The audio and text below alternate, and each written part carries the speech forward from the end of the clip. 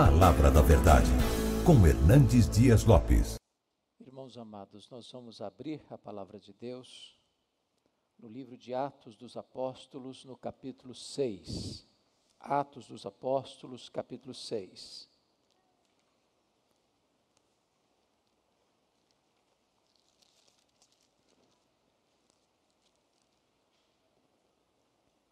Vamos ler todo este capítulo.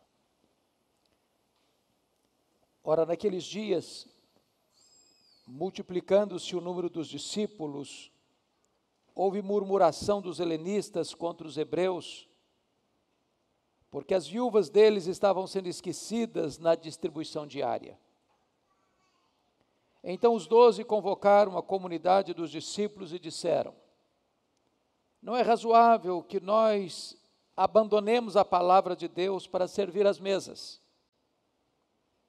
Mas, irmãos, escolhei dentre vós 7 homens de boa reputação, cheios do Espírito e de sabedoria, aos quais encarregaremos deste serviço. E quanto a nós, nos consagraremos à oração e ao ministério da palavra. O parecer agradou a toda a comunidade, e elegeram Estevão, um homem cheio de fé e do Espírito Santo, Filipe, Prócoro, Nicanor, Timão, Pármenas e Nicolau, prosélito de Antioquia. Apresentaram-nos perante os apóstolos, e estes, orando, lhes impuseram as mãos. Crescia a palavra de Deus, e em Jerusalém se multiplicava o número dos discípulos. Também muitíssimos sacerdotes obedeciam à fé. Estevão, cheio de graça e poder, fazia prodígios e grandes sinais entre o povo. Levantaram-se, porém, alguns dos que eram da sinagoga chamada dos libertos, dos sirineus, dos alexandrinos e dos da Cilícia e Ásia, e discutiam com Estevão. E não podiam resistir à sabedoria e ao espírito pelo qual ele falava. Então subornaram homens que dissessem: temos ouvido este homem proferir blasfêmias contra Moisés e contra Deus. Sublevaram o povo, os anciãos e os escribas, e investindo o arrebataram, levando-o ao sinédrio. Apresentaram testemunhas falsas que depuseram: este homem não cessa de falar contra o lugar santo e contra a lei, porque o temos visto, ou temos ouvido dizer, que esse Jesus, o Nazareno, destruirá este lugar e mudará os costumes que Moisés nos deu.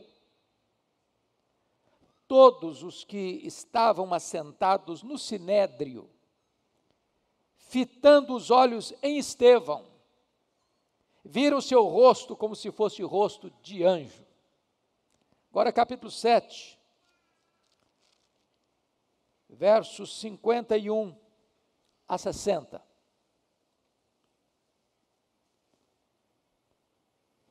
Estevão se dirige assim: homens de dura cerviz, incircuncisos de coração e de ouvidos, vós sempre resistis ao Espírito Santo. Assim como fizeram vossos pais, também vós o fazeis. Qual dos profetas vossos pais não perseguiram? Eles mataram os que anteriormente anunciavam a vinda do justo, do qual vós agora vos tornastes traidores e assassinos. Vós que recebestes a lei por ministério de anjos e não aguardastes. Ouvindo eles isto, enfureciam-se no seu coração e rilhavam os dentes contra ele. Mas Estevão, cheio do Espírito Santo, fitou os olhos no céu e viu a glória de Deus e Jesus que estava à sua direita, e disse: eis que vejo os céus abertos e o Filho do Homem em pé à destra de Deus. Eles, porém, clamando em alta voz, taparam os ouvidos e unânimes arremeteram contra ele.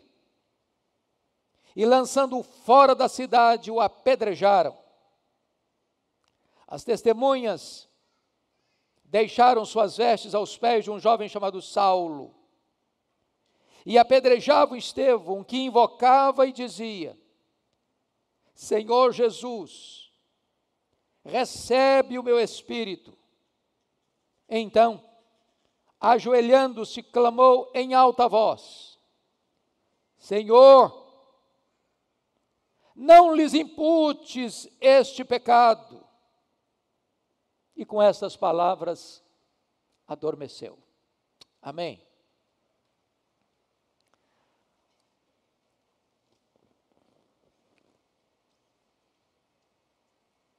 Irmãos queridos, um pastor americano, pastor presbiteriano, David Ebb,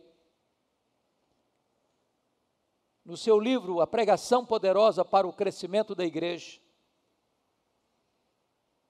ao estudar mais cuidadosa e exaustivamente o livro de Atos dos Apóstolos, disse que o diabo, com as suas estratégias, investiu contra a igreja primitiva de 3 maneiras, para tentar barrar o seu crescimento. A primeira tentativa, relatada no capítulo 4, foi um ataque de fora para dentro, a perseguição. Os apóstolos foram presos, ameaçados e açoitados. Mas essa estratégia não funcionou. A igreja continuou crescendo e crescendo com mais vigor. Então o diabo mudou de tática. No capítulo 5.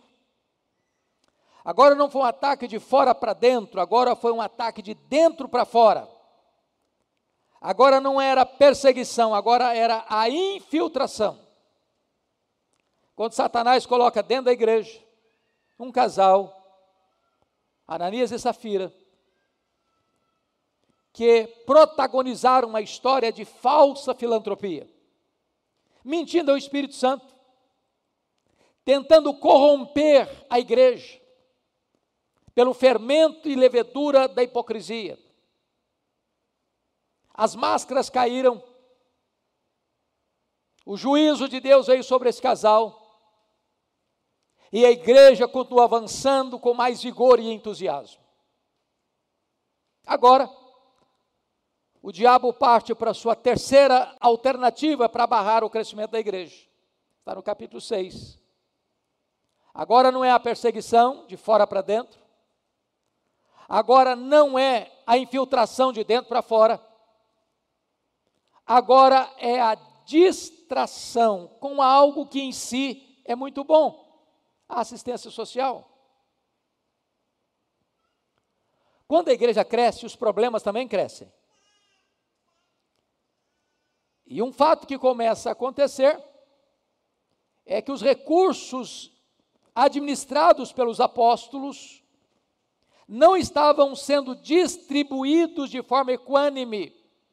Então, as viúvas dos helenistas, ou seja, daqueles judeus nascidos fora de Israel, sentiram-se injustiçadas nessa distribuição, e começa na igreja aquilo que nós chamamos de murmuração. Bom, os apóstolos poderiam ter tomado algumas decisões.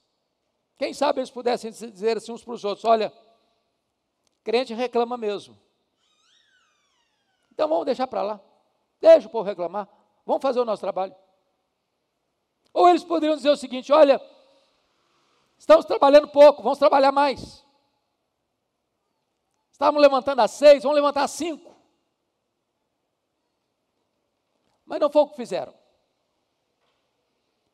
Eles pararam para entender uma coisa, que foi uma espécie de divisor de águas na história do cristianismo. Haviam 2 diaconias, a diaconia da palavra e a diaconia das mesas. E eles entenderam uma coisa: não é bom que nós abandonemos a diaconia da palavra para nos focarmos na diaconia das mesas. Ambas são importantes, ambas precisam ser feitas. Mas quanto a nós, disseram os apóstolos, nos consagraremos à oração e ao ministério da palavra. E vamos nomear homens cheios de sabedoria, cheios de fé, cheios do Espírito Santo, de boa reputação para este ministério. A murmuração cessou, todos se alegraram. Diz a Escritura que como fruto e como resultado desta decisão, crescia a palavra de Deus, se multiplicava o número dos discípulos, e muitíssimos sacerdotes obedeciam à fé. Pois bem, amados, hoje eu gostaria de pensar, de destacar, desses 7 homens que foram eleitos, ordenados para a diaconia das mesas, um homem,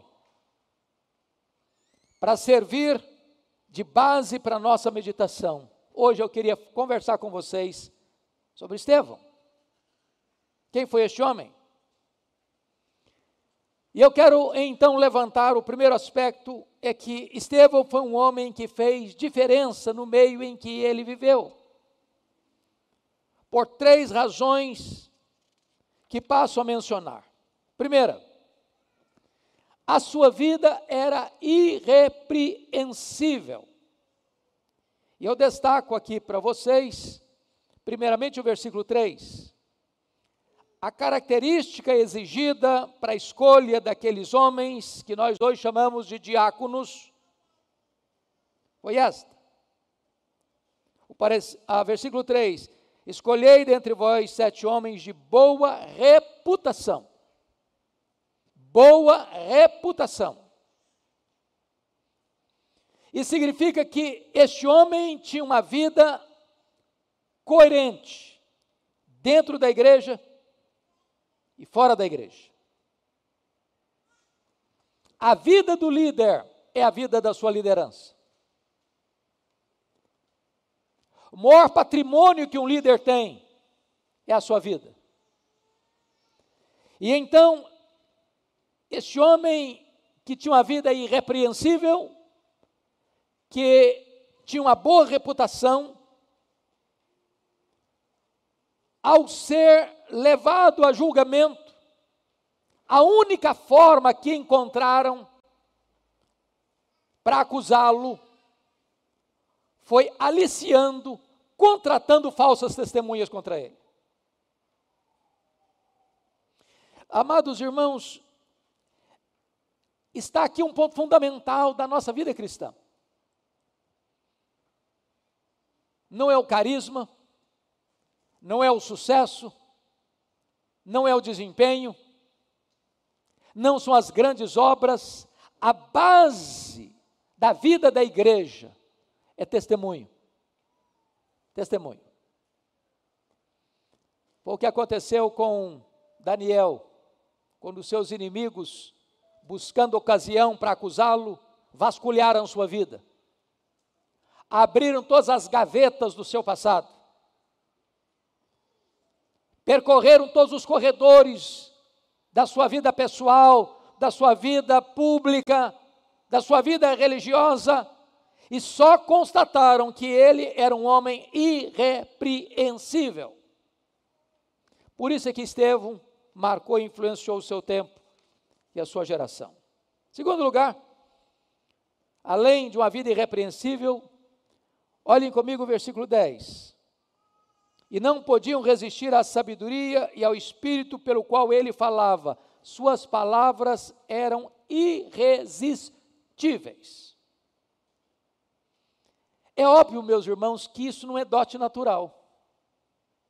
Não é porque ele tinha se formado na mais elevada academia teológica em Jerusalém. Não é porque ele tinha diplomas enfeitando a parede da sua casa ou do seu escritório. Não é porque ele tinha feito algum curso de oratória e tinha facilidade no manuseio das palavras, das expressões. Mas certamente este homem falava com autoridade. Havia poder, havia unção de Deus na sua voz, na sua palavra. Havia o óleo de Deus sobre a sua cabeça. Quando ele proferia a palavra, era como que uma espada afiada que saía da sua boca.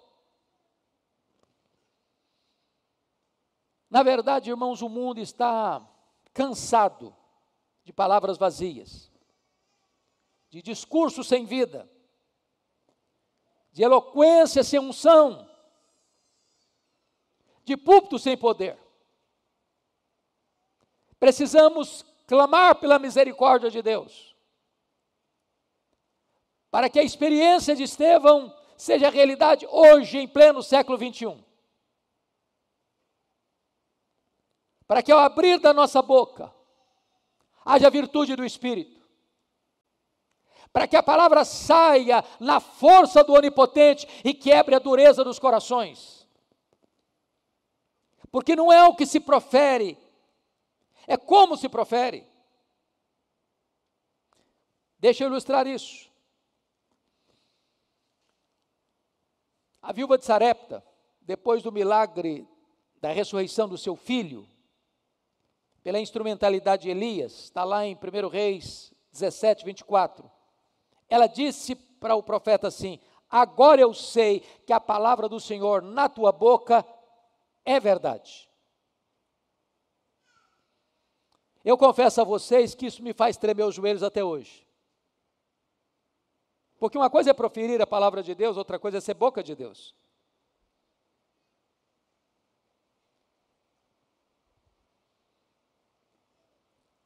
Nessa mesma esteira, você encontra o profeta Eliseu, ao ser procurado pela mulher, cujo filho acabara de morrer, e ele, sabendo da angústia da alma daquela mulher, disse para os seus jovens, seus servos Geazi: corre, vai, corre, corre, corre, bota o bordão no rosto do menino. E Geazi correu e botou o bordão no rosto do menino morto, e o menino continuou morto. O problema não era o bordão. O problema é quem carregava o bordão.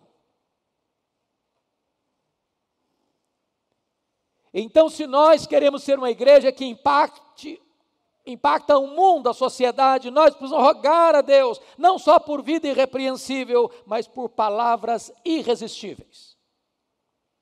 Notem comigo de novo o verso 10. E não podiam resistir à sabedoria e ao Espírito pelo qual ele falava.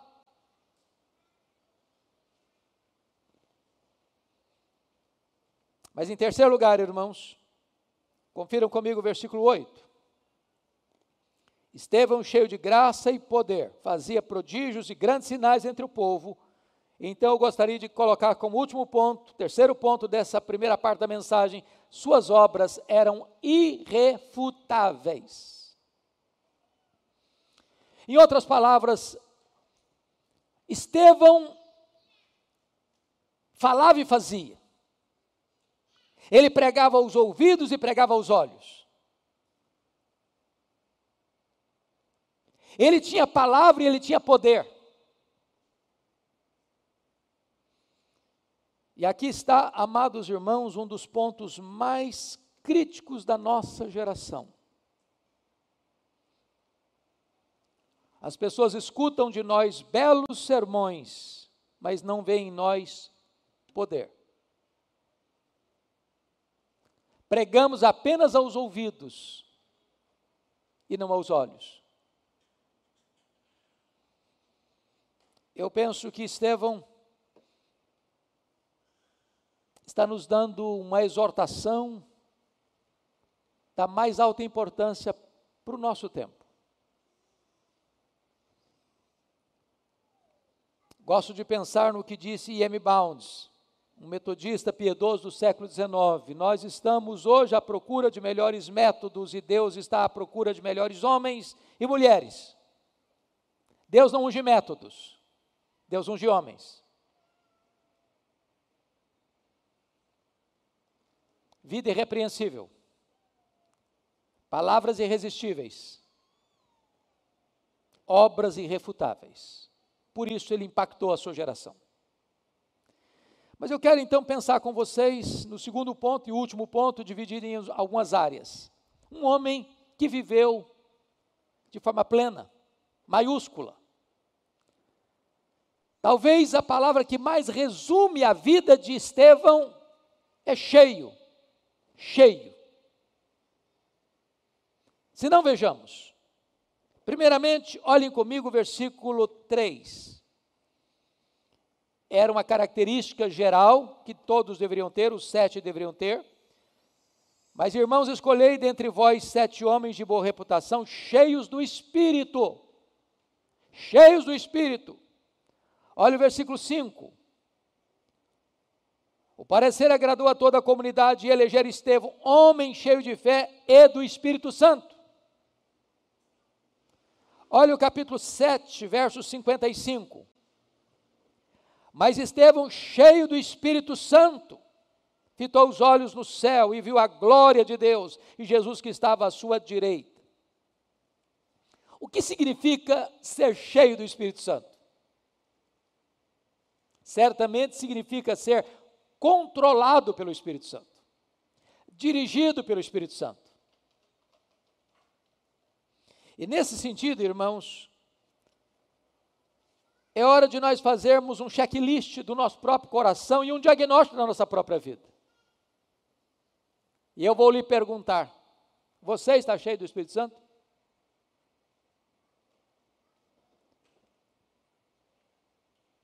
O Dr. Billy Graham, tratando desta matéria, disse que muitas vezes hoje nós achamos que ser cheio do Espírito Santo é algo excepcional, como se fosse você uma exceção da massa.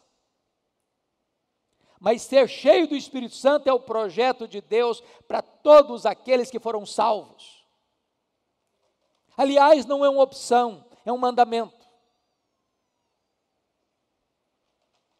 Não é escolha, é ordem. E o apóstolo Paulo, quando tratou doutrinariamente desse assunto, diz: e não vos embriagueis com vinho, no qual há dissolução, mas enchei-vos do Espírito. E com isso o apóstolo Paulo faz, de certa forma, busca olhar uma semelhança superficial e um contraste profundo. Qual é a semelhança superficial de uma pessoa embriagada com vinho e de uma pessoa cheia do Espírito Santo? Ambas as pessoas estão controladas. Uma pelo vinho, outra pelo Espírito. Qual o contraste profundo? É que uma pessoa bêbada, embriagada, ela é levada a fazer coisas vergonhosas, vexatórias, produz dissolução. Mas uma pessoa cheia do Espírito Santo, ela produz fruto, como gratidão, adoração, comunhão e serviço. E é hora de você hoje perguntar: meu Deus, eu estou cheio do Espírito Santo? Nesse livro que mencionei, do Dr. Billy Graham, não cheguei a mencionar o nome do livro, mas há um fato muito curioso, que um irmão da igreja procura o Dr. Billy Graham e diz: Dr. Billy Graham, nós estamos passando uma dificuldade muito grande na nossa igreja. É mesmo? Qual o problema? Ele diz que nós estamos lidando com um líder da igreja, que tem um problema sério de embriaguez, precisa ser disciplinado. Billy Graham disse: é verdade, precisa mesmo. Mas deixa eu fazer outra perguntinha. E os demais membros da igreja estão cheios do Espírito Santo? Porque o texto tem uma ordem negativa e uma ordem positiva. Às vezes uma pessoa que se embriaga é um escândalo, e é mesmo. Mas nós estamos vivendo uma geração que não se choca em perceber que as pessoas não estão cheias do Espírito Santo, e achamos isso normal. E não ser cheio do Espírito Santo é um pecado. de desobediência a uma ordem expressa de Deus. Você está cheio do Espírito Santo? Dwight Moody já era um pregador conhecido na América. E ele estava pregando em Chicago,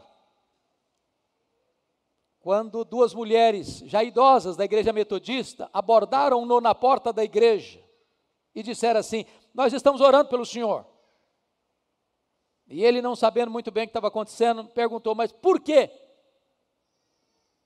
E elas disseram: para que você seja cheio do Espírito Santo. Ele já era um pregador conhecido, ele já percorria o país.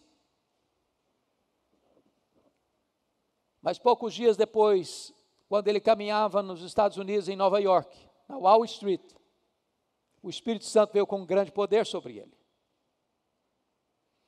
E ele correu a rua, entrou na casa de um amigo, entrou no quarto, fechou a porta, caiu de joelhos.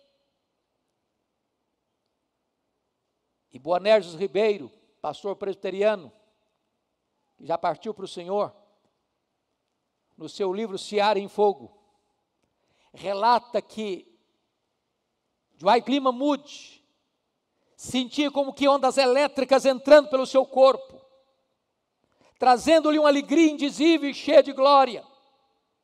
E ele disse que ainda que lhe desse toda a riqueza do mundo em troca daquela experiência, ele jamais aceitaria. Quando ele se levanta dos seus joelhos, nunca mais a história dele foi a mesma.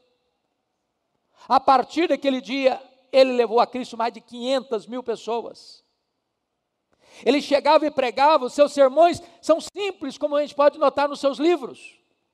Mas ao pregar, os corações se derretiam. Não é o poder da eloquência humana, não é o poder do método humano, é o poder do Espírito Santo. Estevão era um homem cheio do Espírito Santo. Mas, irmãos amados, notem comigo, em segundo lugar, Estevão era um homem cheio de sabedoria. Olha o versículo 3. Escolhei dentre vós 7 homens de boa reputação, cheios do Espírito e de sabedoria. O que é sabedoria? Tem muita gente que confunde sabedoria com conhecimento. Tem muita gente que tem muito conhecimento, mas não é sábia. Tem gente que até tem menor grau de conhecimento e tem sabedoria. Não estamos dizendo que a sabedoria dispensa o conhecimento, de forma nenhuma. Via de regra, a sabedoria é fruto do conhecimento. Mas sabedoria é o uso correto do conhecimento para os melhores propósitos e fins. Sabedoria é olhar para a vida com os olhos de Deus. Sabedoria é você ser capacitado por Deus para trazer soluções de Deus para problemas que as pessoas não sabem resolver. Sabedoria é você chegar num ambiente e está todo mundo confuso, perdido, perplexo, sem saber para onde vai, e ele tem uma palavra que dirige, que orienta, que aponta o caminho, a solução. É olhar para a vida com os olhos de Deus. Se vocês já leram atentamente o sermão de Estevão, relatado em Atos 7, Estevão vai mencionar 2 posturas, 2 exemplos de sabedoria. Uma sabedoria que fracassou, está lá no capítulo 7, versos 24 a 29, a sabedoria de Moisés, é que ele libertar o povo na força do braço. E depois a sabedoria boa, correta, a sabedoria de José, que foi levantado por Deus num tempo de crise mundial que se avizinhava, e Deus deu a ele sabedoria para discernir o problema e para apontar a solução do problema. Precisamos de sabedoria, irmãos, num mundo tão confuso, em horas tão tensas, em decisões tão necessárias, sabedoria. Mas em terceiro lugar, vejam comigo, Estevão era um homem cheio de fé. Olha o verso 5, por favor. O parecer agradou a toda a comunidade e elegeram Estevão um homem cheio de fé. Cheio de fé. É maravilhoso isso, porque diz a Bíblia que o crente, ele é salvo pela fé. Ele vive pela fé. Ele vence pela fé. Ele ora a oração da fé.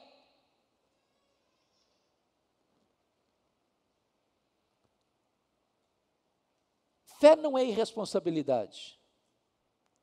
Fé é você saber que o que Deus prometeu, Ele vai cumprir.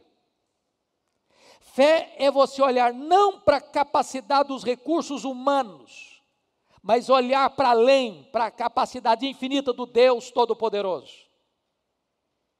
É quando você chega numa situação e diz, não vai dar certo, não, isso não vai funcionar, não pode, não vai acontecer, e alguém chega e diz, não vai acontecer. Aliás, irmãos, a igreja vive pela fé, o capital da igreja é fé.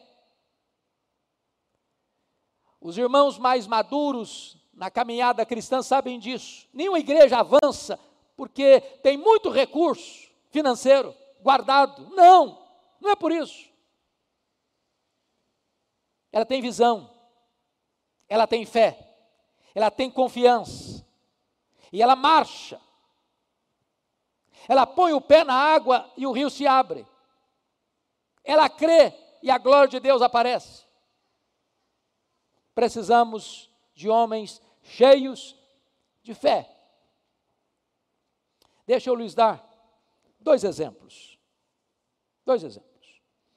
Primeiramente, aqueles espias eram príncipes, foram avistar a terra, trouxeram os frutos excelentes da terra, e dos 12, 10 disseram o seguinte, é boa mesmo a terra, mas não dá para nós, tem gigantes, não dá para nós não. Só Josué e Caleb disseram, a terra é boa, e se o Senhor se agradar de nós, nós podemos. Eles chegaram a dizer, aos olhos daqueles gigantes, nós somos gafanhotos. Aliás, aos nossos próprios olhos, nós somos gafanhotos. Sabe o que aconteceu? Toda aquela geração morreu no deserto, exceto Josué e Caleb. Você sabia disso? Sabe quantas pessoas saíram do Egito? Em torno de 2 milhões de pessoas. 600 mil homens, fora mulheres, crianças e estrangeiros. 2 milhões de pessoas morreram no deserto, nos 40 anos. A geração que entrou na terra prometida não foi a geração que saiu do Egito. Aquela geração que saiu do Egito morreu. Morreu por quê? Incredulidade. Não crer na palavra de Deus, não crer nas promessas de Deus, não viver pela fé. Estevão era um homem cheio de fé. Segundo exemplo, vamos pensar no Davi, que chega no acampamento de guerra, tem um vale, tem 2 montanhas, tem um exército lá de cá, outro exército lá de lá, e os soldados de Saul, soldados de Israel, estão fugindo há 40 dias, 2 vezes por dia, 80 vezes de um gigante. Eles só olham para o problema, eles não veem a solução. A mente carnal, terrena, que não visualiza as possibilidades infinitas de Deus. E Davi chega e vê o mesmo ambiente, e diz, mas quem é esse incircunciso filisteu para afrontar os exércitos do Deus vivo? A igreja marcha pela fé, irmãos. Vivemos dias difíceis, vivemos. Tem pandemia? Tem crise política? Tem crise moral? Tem crise religiosa? Tem problema no mundo, para todo lado? Tem, mas a igreja vai avançar, a igreja vai vencer, a igreja vai crescer, a igreja vai prosperar, a igreja vai levar pessoas a Cristo, sim, porque nós vivemos pela fé.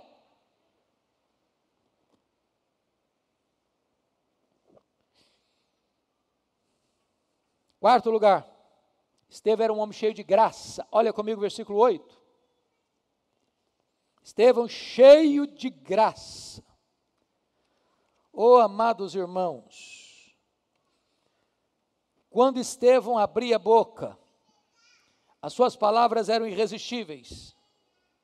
Cheio de graça significa você atrair pessoas. Atrai ódio também, atrai oposição também, atrai hostilidade também, mas quando é cheio de graça, a glória de Deus resplandece, as pessoas são abençoadas pelo simples fato de você chegar, de você estar perto. Quando eu leio João 1,14, diz que o Verbo se fez carne e habitou entre nós, cheio de graça e de verdade. Um dia, conversando com o saudoso Russell Shedd, eu perguntei para ele: pastor Russell Shedd, na sua visão, o que é que mais lhe marca acerca da personalidade de Jesus? E ele disse: o que mais me marca na personalidade de Jesus é que sempre que alguém se aproximava dele, saía diferente. Se acolhia a palavra dele, saía melhor, saía transformado, saía completamente revigorado pela graça. Se rejeitava a palavra dele, saía pior. Não dá para sair do mesmo jeito. Cheio de graça, onde você chega, o ambiente muda. Onde você abre a boca, as pessoas são confrontadas, edificadas, consoladas. Cheio de graça. Estevão era um homem cheio de graça. E você e eu precisamos ser também. Mas notem, meus irmãos, ainda no versículo 8, quinto lugar, que Estevão era um homem cheio de poder. Veja aí. Estevão cheio de graça e poder. Bom, isso é algo que deve mexer comigo e com você. Porque a Bíblia diz que o Evangelho é o poder de Deus. Que o reino de Deus é poder. A Bíblia diz que o Espírito Santo veio para nos dar poder.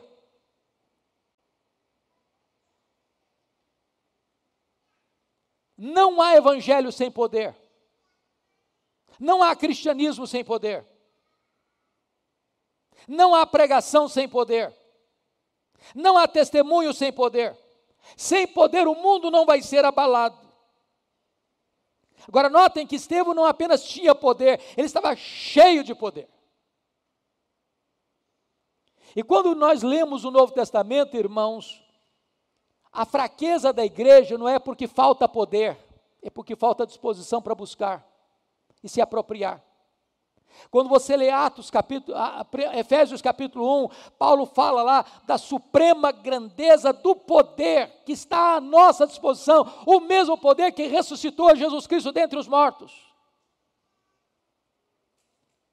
Hoje há tanta fraqueza, há tanto medo, há tanta incapacidade de enfrentar os desafios, falta poder.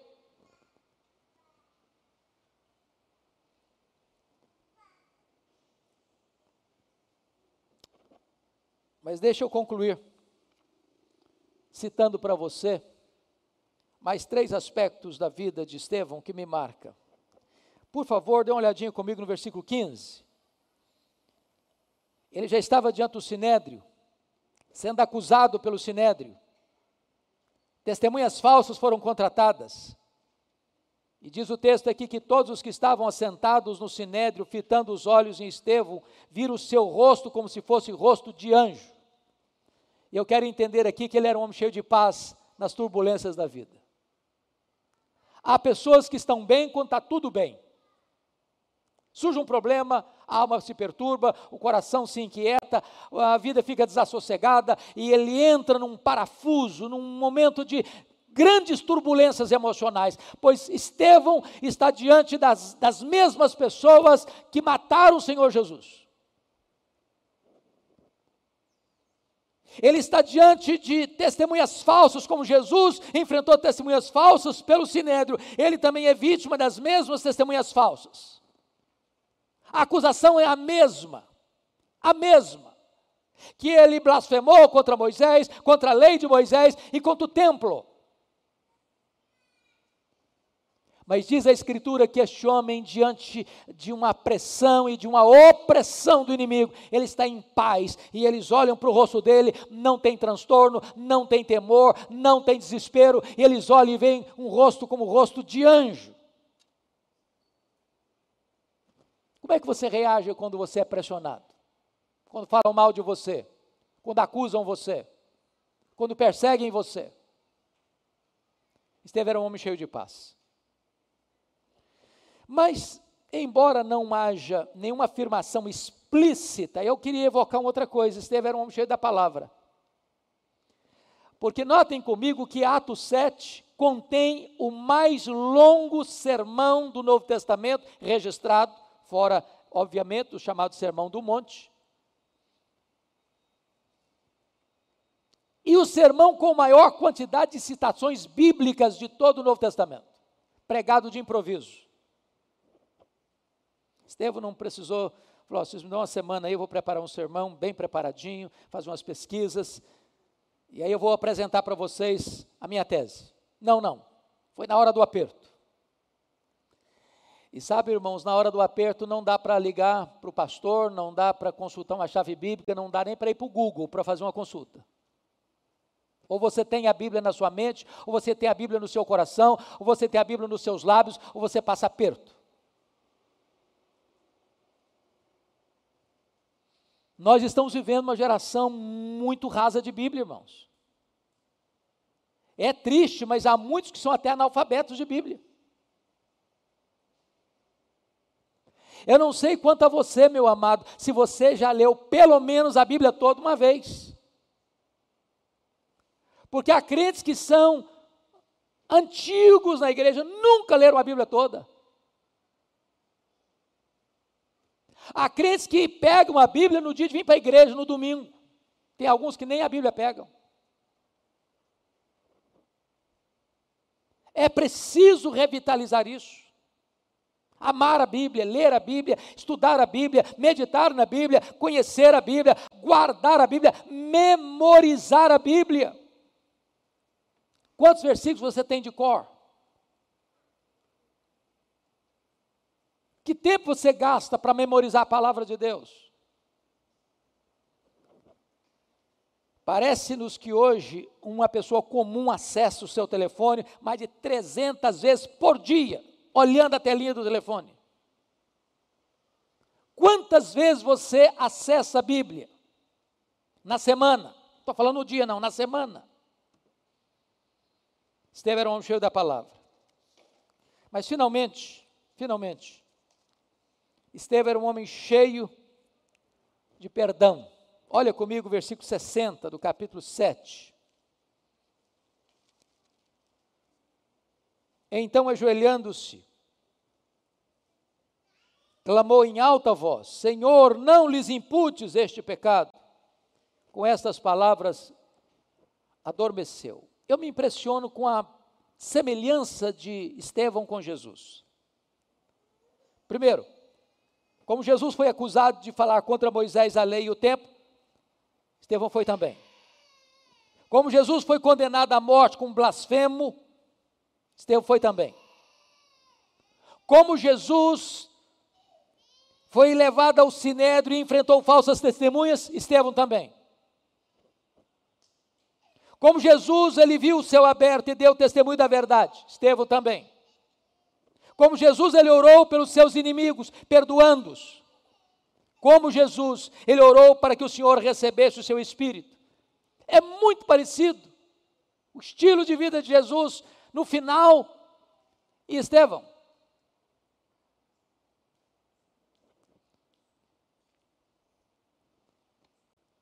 Agora notem vocês que ele está sendo vítima de uma acusação falsa. O sinédrio não tinha autoridade de matar ninguém, Roma não dava esse direito, e eles contrariaram a lei de Roma e apedrejaram Estevão fora da cidade. Estevão, diante do apedrejamento, se ajoelha. Não para pedir arrego, não para negar a sua fé para não ser morto. ele se ajoelha e clama em alta voz: Senhor Jesus, não lhes imputes esse pecado. Da mesma natureza que Jesus dissera na cruz: Pai, perdoa-lhes, porque não sabem o que fazem. Em outras palavras, a última atitude de Estevão, meus irmãos, foi abrir o coração e despejar em catadupas torrentes de perdão aos seus algozes. Como é que você reage quem faz mal a você? Dá o troco? Revida? Estevão era um homem cheio de perdão.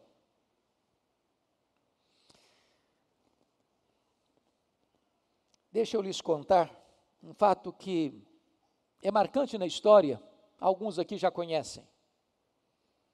O ataque de Pearl Harbor no dia 7 de dezembro de 1941, às 7h55. O comandante japonês Mitsu Fuchida comandou aquele ataque terrível, arrasador, contra a frota americana. O mar se tornou em chamas. Centenas de soldados americanos foram mortos. Era um domingo. Nos Estados Unidos, a maioria do povo indo para a igreja. Diante daquele ataque horrendo, avassalador, o piloto americano Jack DeChase se propôs a ir ao Japão para bombardear Tóquio. Mas o seu avião foi capturado em Tóquio. E ele ficou em Tóquio 40 meses como prisioneiro. Muitos dos seus colegas morreram na prisão por causa dos maus tratos. Ele sobreviveu. Depois de 25 meses na prisão, com maus tratos e escassez de pão, eles rogaram e rogaram e rogaram que lhes desse literatura em inglês. Por providência de Deus, cai lá dentro da cadeia um texto da Bíblia. E Jack DeChase, ao abrir a palavra, ao abrir as Escrituras, leu o que Jesus proferiu na cruz, diante dos seus algozes, que o crucificavam. Pai, perdoa-lhes, porque não sabem o que fazem. Esta palavra entrou no seu coração, e ali na prisão, Jack DeChase se rendeu a Cristo Jesus. Ele saiu da prisão, depois de 40 meses. Voltou para a América,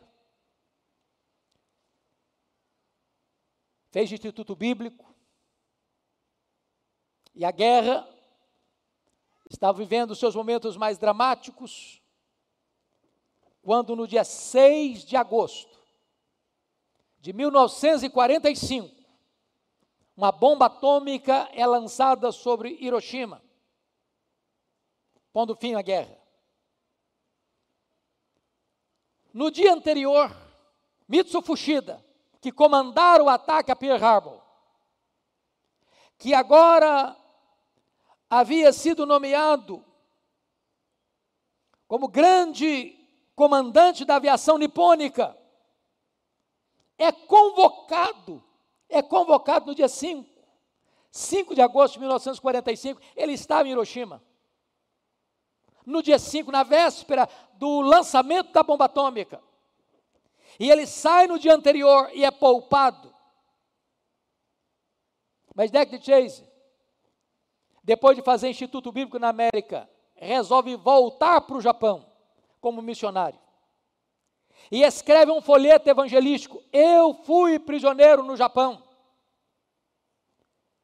E um determinado dia, na estação central de Tóquio, Mitsu Fuchida recebe um desses folhetos. Eu fui prisioneiro no Japão. E ao ler aquele folheto, e escutar essa história deste piloto americano que tentou bombardear Tóquio em resposta ao bombardeio do Pearl Harbor, contando como sofrera 40 meses nas prisões do Japão. Foi tocado pelo Espírito Santo. E ali ele se converte, abandonando o budismo e se rendendo a Cristo. Esses dois homens, numa campanha evangelística que acontecia em Tóquio, subiram ambos à plataforma, se abraçaram e ali anunciaram o Evangelho de Jesus Cristo, proclamando para o mundo o poder do perdão. O poder do perdão. Eu gostaria hoje de parar e pensar com você isso, meu amado irmão. Como é que você reage quando alguém faz mal a você? Estevão era um homem cheio de perdão.